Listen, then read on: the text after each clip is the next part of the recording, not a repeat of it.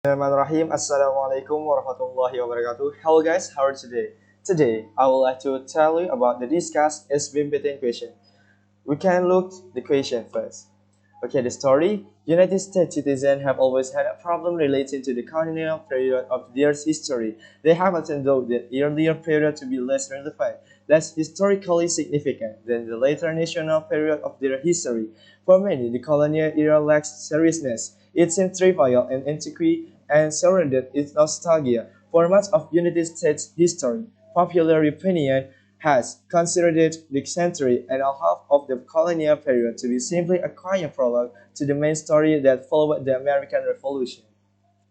In a part this because the colonial period has become a natural source of folklore and myth-making, since the United States, unlike other Western nations, lacks a misty past in which the historical record is remote and obscure.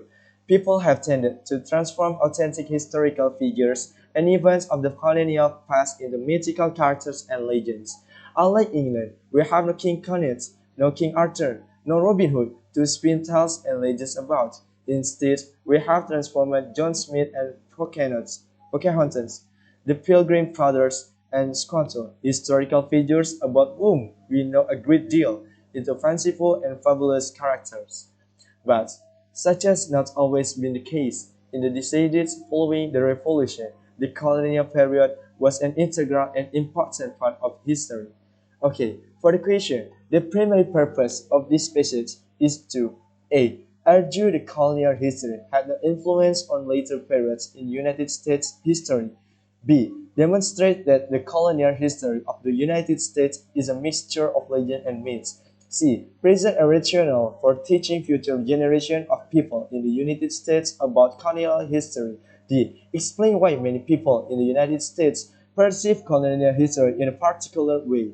E. Suggests that a general ignorance of colonial history has caused people to repeat the mistake of that era. Okay, for discuss, the answer option A is incorrect because this isn't the purpose of the passage. The author doesn't suggest that colonial history had no influence. In fact, in the decades following the American Revolution, the colonial period was an integral and important part of history. Option B is incorrect because this is too narrow to be the main purpose of the passage. The author says that the current U.S. perception of colonial history is a mythical one, but the purpose of the passage is to explain why that is. Option C is incorrect because this isn't the purpose of the passage. The author doesn't talk about the education of future United States citizens about colonial history. Instead, the passage focuses on the current U.S. perception of the time period and also compares the perceptions of this time period to those of the people in the decades following the American Revolution.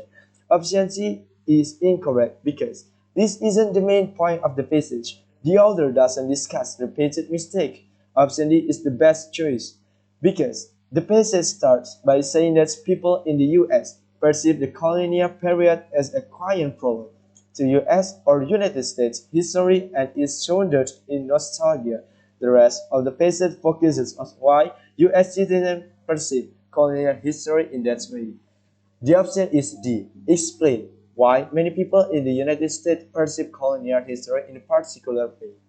Okay, everyone, I think that's all from me for the discuss of SBMPTN question. If you have any question, please comment in this video. As I say, Assalamualaikum warahmatullahi wabarakatuh.